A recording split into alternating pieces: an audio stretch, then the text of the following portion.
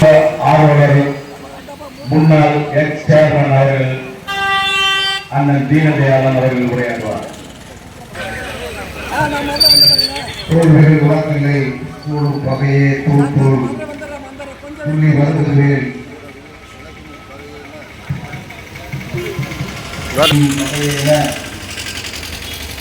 மண்ணின் விரோதிகளுக்கு எச்சரிக்கை விடுக்கிற வகையிலும் இந்த மண்ணை காக்கின்ற போராட்டத்தை போக்குகின்ற வகையிலும் பாராமதி ஒன்றிய நகர தேவேந்திர மக்கள் முன்னேற்ற சங்கத்தின் சார்பில் நடைபெறுகின்ற மாபெரும் கண்டன ஆர்ப்பாட்டத்தினுடைய தலைவர், தேவேந்திர மக்கள் முன்னேற்ற சங்கத்தினுடைய தலைவர் சகோதரி சிவசங்கரி காமசிவம் அவர்களே, இந்த நிகழ்வுகளை பங்கேற்றிருக்கின்ற இந்த பகுதியினுடைய ஒன்றிய செயலாளர் நிலநாயகம் அவர்களே, நகர பொறுப்பாளர் பாஸ்கர் அவர்களே, ஒன்றிய தலைவர் கிருஷ்ணன் அவர்களே, செயலாளர் வீரையா அவர்களே, வரவேற்புரை நிகழ்த்தியிருக்கின்ற அன்பிற்குரிய சகோதரர் பரமசிவம் அவர்களே, இந்த நிகழ்வுகளில் கலந்து கொண்டிருக்கின்ற தமிழக மக்கள் ஜனநாயக கட்சியினுடைய மாநில பொருளாளரும் எனக்கு பின்னாலே நிறைவுரையாற்ற வருகின்ற எனது அன்பு சகோதரர்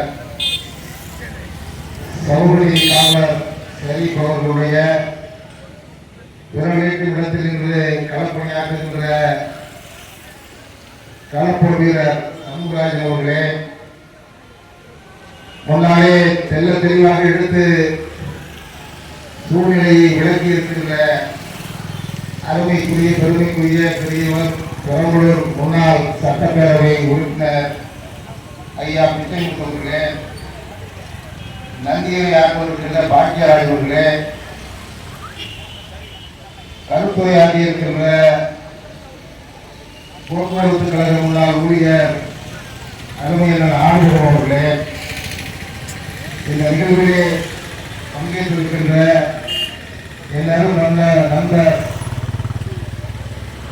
பெருமச்சேரி ராமகிருஷ்ணன் அவர்களே, இன்னும் பல்வேறு பொறுப்புகளில் இருந்து இந்த கண்டன ஆர்ப்பாட்டத்தை நடத்துவதற்கும் இதை அடுத்த இடத்திற்கு எடுத்துச் செல்வதற்கும் ஒரு ராணுவ நிலையில் தயாராகி வந்திருக்கின்ற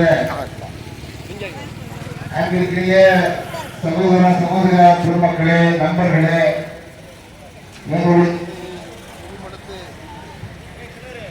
எங்களுடைய உரையை செவிமடுத்து கேட்டுக் கொண்டிருக்கின்ற மாணவர்கள், பெரியவர்களே, தாய்மார்களே, வர்த்தக பெருமக்களே, நண்பர்களே, அனைவருடைய துணையான வணக்கம். மாணவரை ஒன்றிய நகர தேவேந்திர மக்கள் முன்னேற்ற சங்கம் நடத்துகின்ற இந்த மாபெரும் கண்டன ஆர்ப்பாட்ட நிகழ்வில் கருத்துரை வழங்குகின்ற வாய்ப்பு தந்திருக்கின்ற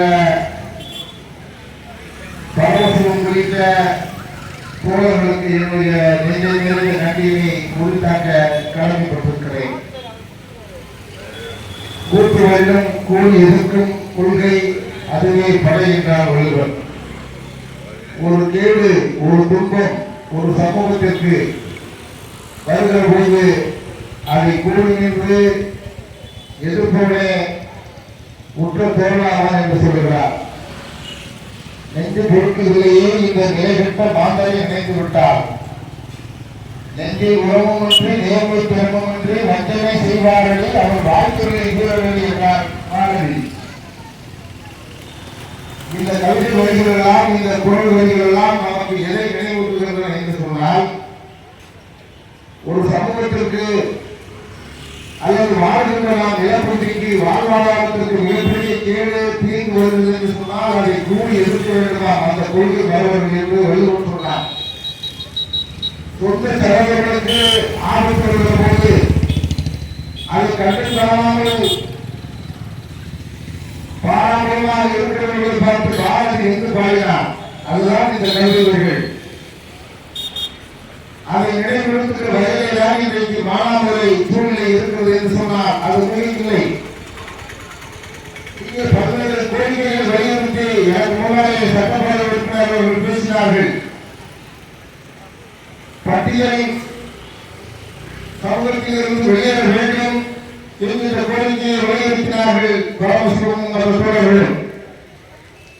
எனக்கு பின்னாலே தமிழக மக்கள் ஜனநாயகத்தினுடைய பொருளாதார சங்க சத்மராஜன் அவர்கள் பாணியில் பல்வேறு அரசியல் விளக்கங்களை இங்கு சொல்லி இருக்கின்றார். இதற்கிடையே முன்னவர்களும் பின்னவர்களும் பேசுகிற இந்த மருத்துவ கழிவு ஆலை என்பதை நாம் இன்றைக்கு மாணவர்களின் மக்களுடைய மைய பிரச்சனையாக எதிர்கால சந்ததியின் வாழ்வாதாரத்தை ஒரு தலைமுறையை அடிப்படைக்கிற வேலையை இந்த மருத்துவ ஆலை செய்ய வேண்டும் என்று சொன்னால் அது மிக இல்லை. ஒரு வருடம் இருக்கும் ஒரு திட்டம் வருகிறது என்று சொன்னால் அது யாருக்காக? மக்களுக்காகத்தானே. மக்களுக்காக மட்டுமல்ல, இந்த மண்ணில் வாழ்கிற அனைத்து உயிர்களுக்காகவும் தான். மனிதன் மட்டும் வாழ்ந்தால் போதாது, ஆடு மாடுகளும் வாழ வேண்டும், பறவைகளும் வாழ வேண்டும், அனைத்து உயிரினங்களும் வாழ்கிற மண்ணின் தன்மைதான் நம்முடைய எதிர்கால சந்ததியை காப்பாற்றக்கூடியதாக இருக்கும் என்பதை நாம் தயவு செய்து சிந்தித்து பார்க்க வேண்டும். இந்த மருத்துவ கழிவாலை வேண்டுமா வேண்டாமா என்று ஒரு வருடத்திற்கு முன்னதாக மாணவர்களை அரிசியா திருமண மண்டபத்தில்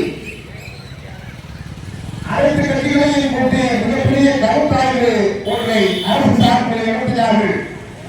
அதனாலே பேசிய ஆர்வம் சொன்னதை போல அவர்களுடன் பேசினார். எல்லா கட்சிக்காரர்களும் கடுமையாக எதிர்த்துத்தான் பேசினார்கள். இந்த திட்டம் வந்தால் என்ன நடக்கும் என்பதை நாம் எங்கோ சென்று பார்க்க வேண்டியதில்லை என்று சொன்னார்கள். கைப்பொருளுக்கு கண்ணாடி தேவையில்லை, உள்ளங்கள் எண்ணிக்கையாக ஆதாரம் இருக்கிறது. இந்த இருக்கிறது அழகாவது முக்குளம் 20 கிலோமீட்டர் இருக்க அங்க இந்த மருத்துவ கழிவாலையை கொண்டு வந்ததன் மூலம் அந்த பசுமை விவசாயமே முழுக்க நாசமாகி போய்விட்டது. வாழ்வாதாரம் மாறிக்கிறது. கொள்கையிலே விஷம் கலந்து பல்வேறு நோய்கள் என்பதை அந்த பகுதி மக்கள் எல்லாம் கட்சி பேதமின்றி தாய்மொழி பேதமின்றி எல்லோரும் முன்னிலையில் இருக்கிறார்கள். எனவே இந்த திட்டம் இன்றைக்கு நிறுத்தி வைக்கப்படுகிறது என்று அதை சுட்டிக்காட்டினார்கள். எல்லா கட்சியிலேயும் எதிர்ப்புதான் வந்தது. ஆனால் அங்கே வேலை நடந்து கொண்டிருக்கிறது. அது எப்படி? ஒரு 3 மாதங்களுக்கு முன்னால் கன்னட ஆர்ப்பாட்டம் அனைத்து கட்சியின் சார்பிலே சித்தாண்டிலே உள்ள வட்டாட்சியர் அலுவலகத்தின் முன்னாலே நடைபெற்றது. ஆரம்பியாக திராவிட முன்னேற்ற கழகத்தை தவிர எல்லா கட்சியினரும் வந்துள்ளார். எந்த கட்சியும் நான் உறவில்லை. திராவிட முன்னேற்ற கழகமோ, மறுமலர்ச்சி திராவிட முன்னேற்ற கழகமோ, தேசிய முற்போக்கோ கழகமோ, அல்லது நாம் தமிழர் கட்சியோ, பாரதிய ஜனதாவோ, காங்கிரஸ் கட்சியோ, அல்லது இந்திய கம்யூனிஸ்ட் கட்சியோ, மார்க்சிஸ்ட் எந்த கட்சியாக இருந்தாலும் நீங்கள் கலந்து கொண்டு எதிர்ப்பு தெரிவிக்கும். இவ்வளவு பேரும் கலந்து கொண்டு எதிர்ப்பை தெரிவித்ததற்கு பின்னால் இந்த திட்டத்திற்கான பூர்வாங்க வேலைகள் நடக்கிறது என்று சொன்னால் நீங்கள் யாருக்காக வேலை செய்கிறீர்கள் என்பதைத்தான் நாம் இந்த அரசுக்கு எச்சரிக்கையாக நாம் கேட்கிறோம். இங்கே 2 நாட்களுக்கு முன்னால் தாய் தமிழர் கட்சியை சார்ந்த தோழர்கள் மிகப்பெரிய ஒரு கன்னட ஆர்ப்பாட்டத்தை நடத்தி தங்களுடைய எதிர்ப்பை தெரிவித்திருக்கிறார்கள் என்று நாங்கள் மனம் கொண்டோம், மகிழ்ச்சி அடைந்தோம். ஆக இந்த திட்டம் வருவதனாலே என்ன நடக்கும் என்பதை அறிவியல் பூர்வமாக ஆய்வு சொன்னதற்கு பின்னாலும் இந்த திட்டம் வருகிறது என்று சொன்னால் அப்போது இந்த அரசு மக்களுடைய கருத்தை கேட்பதெல்லாம் ஒரு போலி நாடகம் தானா? மகளை கொண்டு போய் எதுக்கு கருத்து இருக்கீங்க? அவங்க கருத்தை கொண்டு போய் இவ்வளவு விவாதிச்சீங்களா? யாருக்காவது இந்த தகவல் தெரியுமா? இல்ல, திட்டம் நடக்குது. நான் போய் பார்த்து ஒரு நாள் கன்ஸ்ட்ரக்ஷன் ஒர்க்லாம் வந்து இப்ப கிட்டத்தட்ட மின்னிணைப்பு கொடுக்கக்கூடிய இடத்துல அந்த திட்டம் வந்து பார்வையா போயிட்டு அதோட நடந்துட்டு இருக்கு. அப்பதான் என்ன இருந்தா கேட்கறதா ஒன்னே ஒண்ணுதான், எந்த திட்டத்தையும் மக்களுக்காக நீங்க செய்யுங்கள், மக்கள் எதிர்த்தால் அதை செய்யாதீர்கள், வேண்டாம். அது குறிப்பாக இது ஒரு நாசகார திட்டங்கள் தான். தூத்துக்குடியில பார்த்தோம்ல சென்னைக்கால என்னாச்சு நடந்துச்சா? 13 பேர் சுட்டு சுடப்பட்டு இருந்தார்கள்.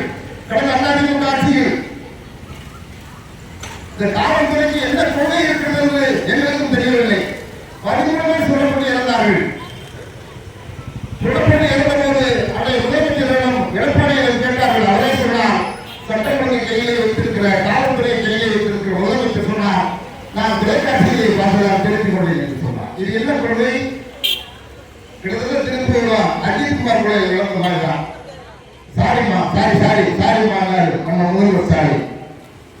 நான் என்ன சொல்றேன், இதெல்லாம் ஒரு பக்கம் இருக்கட்டும். ஒரு சம்பவம் நடந்திருக்கு. அந்த சம்பவம் திரும்ப நடக்காம இருக்கிறதுக்கு கொள்கை தெரிஞ்சிருக்கா அப்படின்னா இல்ல. இந்த லாக்டவுன் எத்தனாவது? 25வது. சரி, இனிமே நடக்காம இருப்பதற்கு காவல்துறையுடைய பாலிசி ஏதாவது திராவிட கட்சிகளுக்கு உண்டாகும் சொன்னால் காவல்துறை சார்ந்து எந்த கொள்கையும் கிடையாது. எப்படி தொழில் கொள்கையில் மக்கள் சார்ந்து எந்த கொள்கையும் உங்களுக்கு கிடையாதோ அதே போல காவல்துறை நடக்கிற லாக்டவுனுக்கு அரசுகளுக்கு எந்த கொள்கையும் இல்லை, எந்த உயர் அதிகாரிகள் மீதும் நடவடிக்கை இல்லை என்று சொன்னால் எப்படி போயிருந்தா என்னதான் எங்களுக்கு பாதுகாப்பு? கடந்த காலங்களில் நடந்த படிப்பினைகளை நீங்கள் எடுத்து பாருங்கள், வரலாற்றை ஆய்வு செய்து பாருங்கள். 2011 திராவிட முன்னேற்ற கழக ஆட்சி இருக்கும்போது தஞ்சை கலனியில் மீத்தேன் திட்டத்தை அன்னைக்கு இருந்த காங்கிரஸ் செயல்படுத்தியது. திராவிட முன்னேற்ற கழகத்துக்கு கையெழுத்து போட்டது. அன்னைக்கு நான் 2012 மக்கள் ஜனநாயக கட்சியில் பொறுப்பேற்க தருவது தலைவர் சேரன் அவர்கள் மன்னார்குடியிலே மிகப்பெரிய கன்னட ஆர்ப்பாட்டம் உண்ணாவிரதம் போய் வாருங்கள் என்று சொன்னார். நான் போனேன். அப்பதான் அன்றைக்கு பார்த்தேன், இங்க இருந்து நம்ம ரயில்வே ஸ்டேஷன் தூரம் வரையும் பந்தல் போட்டு நம்மாழ்வார் உட்கார்ந்துருக்கார். இங்க ஒரு மறைஞ்சு போயிட்டார். அன்னைக்கு இருந்த திமுக காங்கிரஸை எல்லா கட்சிகளும் வளர்ந்து தங்களுடைய எதிர்ப்பு பற்றி செய்தார்கள், மக்களை திரட்டினார்கள். அந்த திட்டம் நின்றதா இல்லையா? பின்னாலே வந்த அதிமுக ஆட்சி ஈசன் இலக்கிக்கு கொடுத்த மீத்தேன் திட்டத்தினுடைய உரிமத்தை நாங்கள் கேன்சல் செய்கிறோம், அது ஆய்வு பணியாக என்று சொன்னார்கள். எந்த திட்டத்திலே கையெழுத்தை போட்ட திராவிட முன்னேற்ற கழகம் காங்கிரஸ் கட்சிக்கு போட்டதோ அதே கட்சிகள் கொடியை பிடித்துக் கொண்டு இதே ஸ்டாலின் அவர்கள் நாங்கள் மீத்தேன் திட்டத்தை எதிர்க்கிறோம் என்று சொன்னதா இல்லையா? அப்ப என்ன உங்களுக்கு கொள்கை இருக்கு? சொல்லி கருணாமங்கலம் ஜெயராமன் வளர்ப்பதையும் போராடினார்கள். திட்டம் வந்துச்சா? வரப்பட்டாங்களா? இந்த மண்ணை சிதைக்க வேண்டும், இந்த மண்ணுடைய வாழ்வாதாரத்தை நீட்டு போக செய்ய வேண்டும் என்று கொண்டு வருகிற அனைத்து திட்டங்களை எதிர்க்க வேண்டிய கடமை ஒவ்வொரு குழுவினருக்கும் இருக்கிறது. இந்த திட்டம் வந்தால், இந்த மருத்துவ கல்வியாளர் வந்தால் என்ன நடக்கும் என்பதை நீங்கள் ஒருவரும் கண்கொண்டால் சிந்தித்து பாருங்கள். குறிப்பிட்ட கிலோமீட்டர் அளவுக்கு இந்த திட்டத்தை செயல்படக்கூடாது என்று அதனுடைய அறிக்கை இருக்கிறது. வாழ்வாதாரம் நீராதாரம் இருக்குங்களா? கிட்டத்தட்ட ஒரு 10 கிலோமீட்டருக்கு நீராதாரம் இருக்கக்கூடாது. நான் கேட்கிறேன், சிப்பார்லேருந்து கொன்னக்குளம் எத்தனை கிலோமீட்டர் இருக்கு? நீங்க சொல்லுங்க, பொதுமக்கள் சொல்லுங்க. என்னுடைய பேச்சுக்களை குறிப்பிட்டுக் கொடுக்கிற காவல்துறை நீங்கள் பதிவு செய்யுங்கள். எத்தனை கிலோமீட்டர்கள் இருக்கிறது? கொஞ்சமாவது அறிவு இருக்கா இந்த அரசுக்கு? எத்தனை கிலோமீட்டர் இருக்கு? நாங்க ஒண்ணுதான் காக்க போறோமா? நீங்க இந்த தண்ணி குடிக்க மாட்டீங்களா? நீங்க பாட்டு தண்ணி வாங்கி குடிச்சு போயிருக்கீங்களா? எங்கடா நியாயம்? எந்த ஒரு நியாயம் இது? எங்களுக்கா கட்டிட்டு இருக்கோமா?